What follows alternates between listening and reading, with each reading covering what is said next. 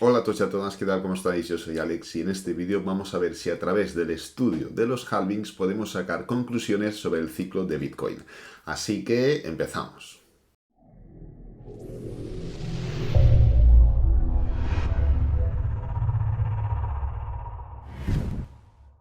Bueno, el otro día hicimos un vídeo donde a través del estudio de los diferentes ciclos y de sus características de Bitcoin sacábamos tres escenarios posibles respecto a una continuación, reversión o rango de este ciclo alcista o teórico ciclo alcista donde aún estamos, ¿no?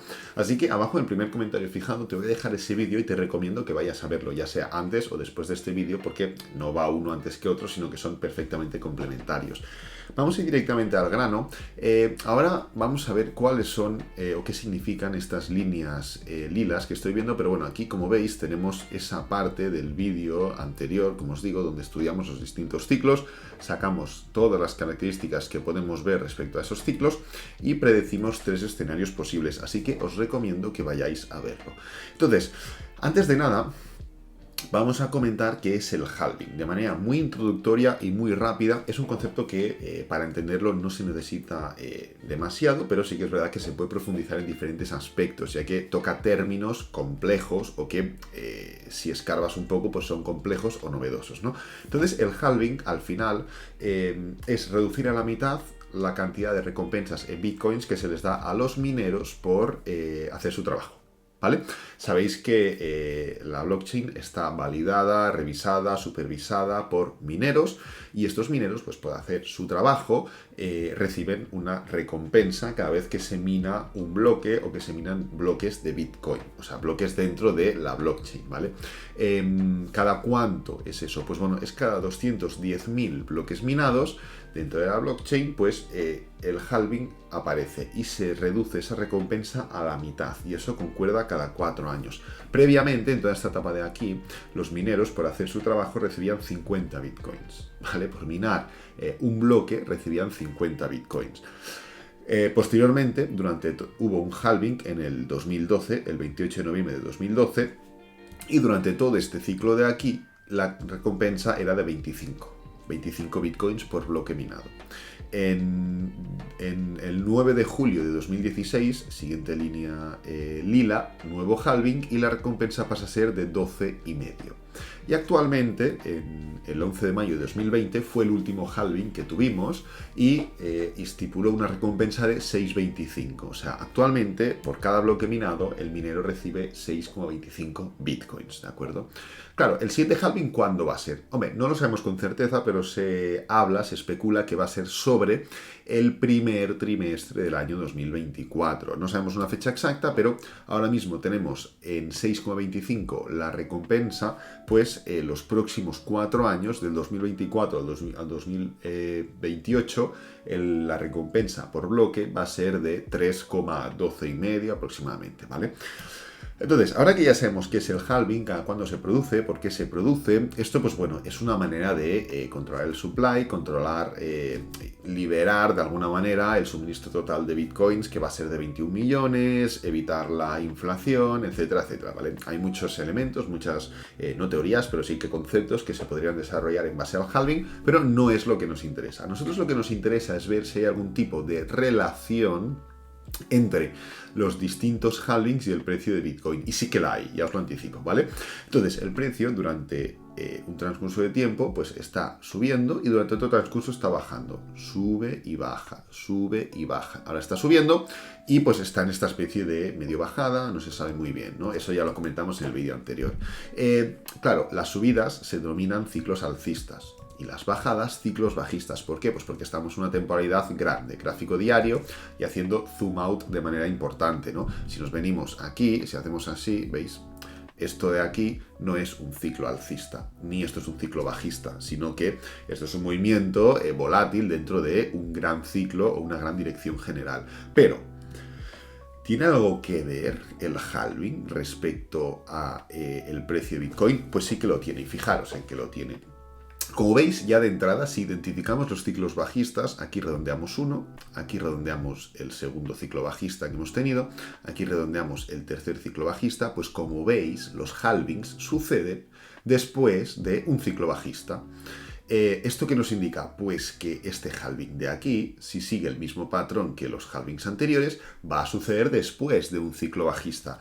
Teóricamente aún no estamos en este ciclo bajista, habría que esperar a confirmar más, pero bueno, ya llevamos muchas semanas, incluso meses, en los que no superamos máximos históricos de manera clara, ¿no? Así que ya tenemos un primer concepto, pero no es esto, no es todo eso, sino que tenemos otro concepto más, y es que, como veis, pese a ser después del ciclo bajista, se forma cuando ya llevamos un tiempo determinado haciendo el ciclo alcista. ¿Veis? Pam, pam, pam. Es decir, no es justamente acaba el ciclo bajista y entonces se forma un halving, sino que ciclo bajista, pasa X tiempo, se recorre X porcentaje y luego halving.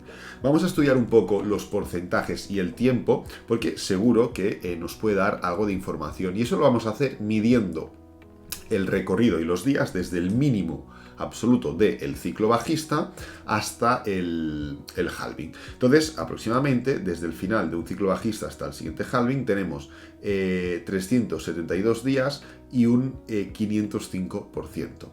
Después, si medimos el siguiente, tenemos un total de 334 días y un 300 y pico por ciento. Finalmente, después de este ciclo bajista, tenemos un total de 526 días y un 200%. ¿Esto qué nos indica? Pues que aproximadamente una media de 400 días después del ciclo bajista y un, yo qué sé, 200, 300, 400% aproximadamente de beneficio, el precio recibe un halving. Entonces, exportando lo que tenemos ahora, ¿qué podemos entender? Pues podemos entender que el precio, desde la situación actual, debería llevar a cabo alguna especie de ciclo bajista o movimiento bajista o lateral que perdure más para marcar un claro mínimo de ciclo e iniciar un recorrido alcista que duraría X días, como por ejemplo pues unos 400 días podría ser respecto a lo que hemos visto anteriormente, para posteriormente llegar a ese halving que estamos comentando, ¿de acuerdo? Halving que, por otro lado, sería sobre esta etapa de aquí, de principios de febrero, o sea, principios de trimestre del año 2024, ¿no?